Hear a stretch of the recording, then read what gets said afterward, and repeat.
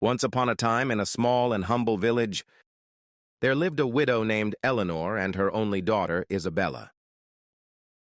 They were born into a noble family, but after the passing of their father, their life became filled with hardship and poverty.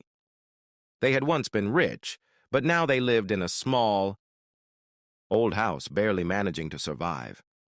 Isabella's father had been a wise man, and he believed that girls should be taught the same skills as boys. Unlike other girls, Isabella didn't just learn how to sew and cook. She was taught how to ride horses, swim in rivers, and even fence with a sword. She learned everything that a father would normally teach his son. Because of this, Isabella became very strong and independent. More like a boy than a girl in many ways. She learned quickly, and her father's lessons stayed with her even after he passed away. When her father died, Isabella found herself with only the old house. There was no money left. She was determined to make her own way in the world. So she decided to leave the village and go to the city in search of work. However, she knew that as a woman, she would have fewer opportunities, so she decided to cut her hair short and wear men's clothing. She disguised herself as a boy to make it easier for her to find a job. When Isabella, now calling herself Florian, reached the city, she was immediately struck by the busy streets filled with people and the noise of carts and horses. She walked through the crowded streets and saw many men dressed in fine clothes. Walking with confidence, she hoped to find a place for herself in this new world.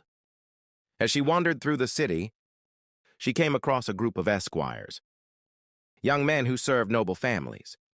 She introduced herself as Florian, and they welcomed her into their company. Just then, a black knight on a black horse appeared. He galloped toward them, shouting for the esquires to come closer. But the esquires acted as though they couldn't hear him, and they ignored him. Florian, curious about the situation, asked them, "Why are you acting as though you don't hear this knight?" One of the esquires responded, "That knight is the Wizard of the Black Rock. No one wants to work for him because his castle is filled with demons and magic." Florian didn't have many options, and the idea of working for such a powerful wizard intrigued her. So she gathered her courage and walked up to the wizard, offering to work for him.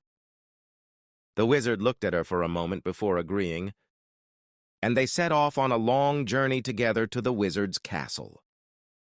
The journey was tiring, but Florian remained brave and hopeful, knowing that this was her only chance to make a new life. When they arrived at the castle, the wizard gave Florian a warning. "Boy, don't let anything you hear or see scare you," he said. "Be confident that no spirit or magic can harm you.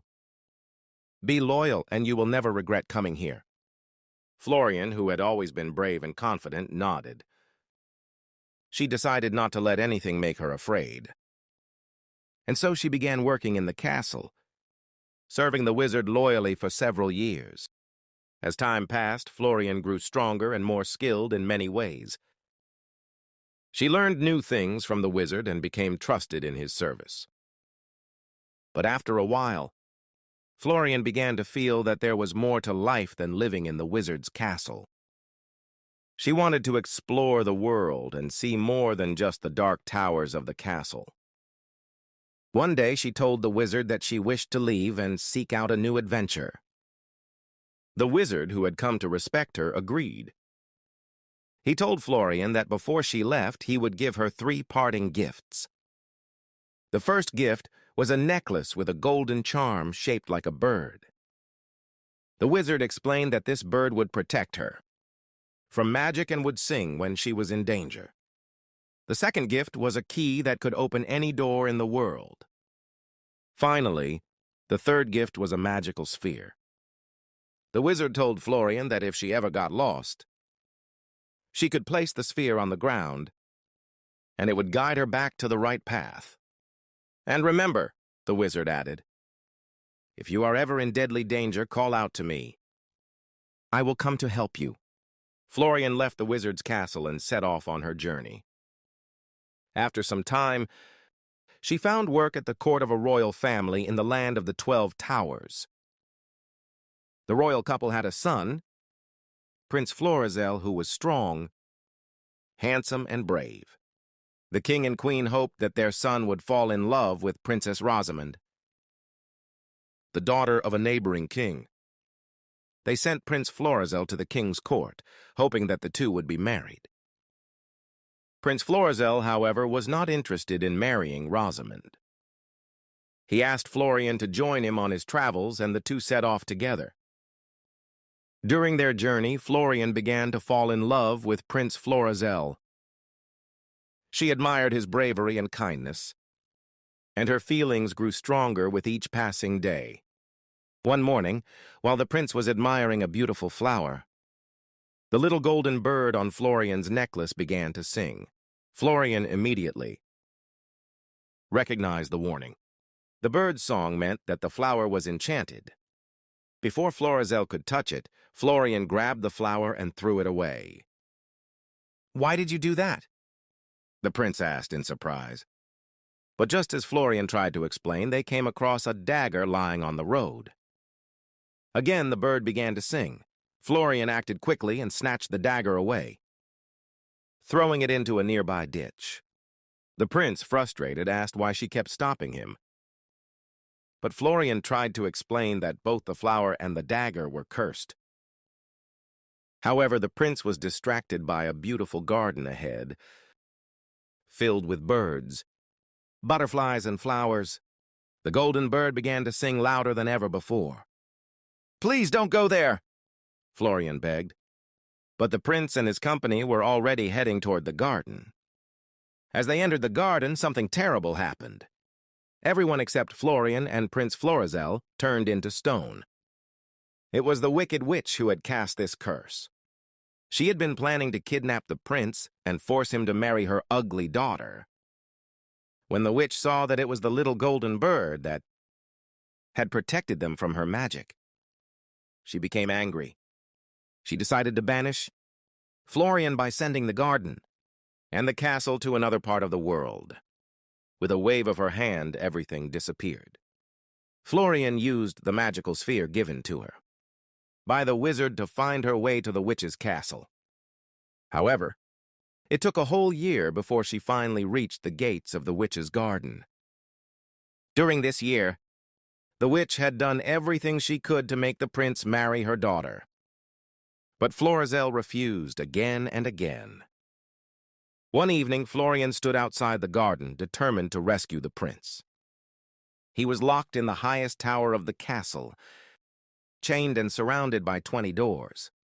Florian used the key that the wizard had given her to open all the doors, one by one, until she found the prince. Florizel was overjoyed to see her, and together they made their escape. But the witch quickly discovered their plan and sent her hounds after them. As they ran, the witch tried to cast a spell to turn them into hares. Florian was quick to act. She put the necklace with the golden bird around Florizel's neck, protecting him from the spell, but Florian herself was transformed into a hare. The witch's hounds chased after the hare, but Florizel did everything he could to protect her. In that moment, Florian called out to the wizard for help. The wizard appeared and defeated the witch, using his magic to break the curse. Florian was transformed back into her human form, and the stone statues came back to life. The witch's plans were ruined, and the company who had been turned to stone also returned to life. The castle was decorated for a wedding, but the company sadly remarked that Princess Rosamond was not there. "No wedding?" Florizel said with a smile. "Not until I find a woman as loyal as Florian." The wizard then waved his wand, and Florian was transformed into a beautiful woman. Florizel looked at her, and without hesitation, he asked her to marry him. Her beauty and bravery had won his heart. The royal couple was quickly summoned, and a grand wedding took place. Florizel and Isabella, as she was now called, lived happily ever after. They ruled the land with wisdom and love, and the story of their loyalty and courage was passed down through the generations.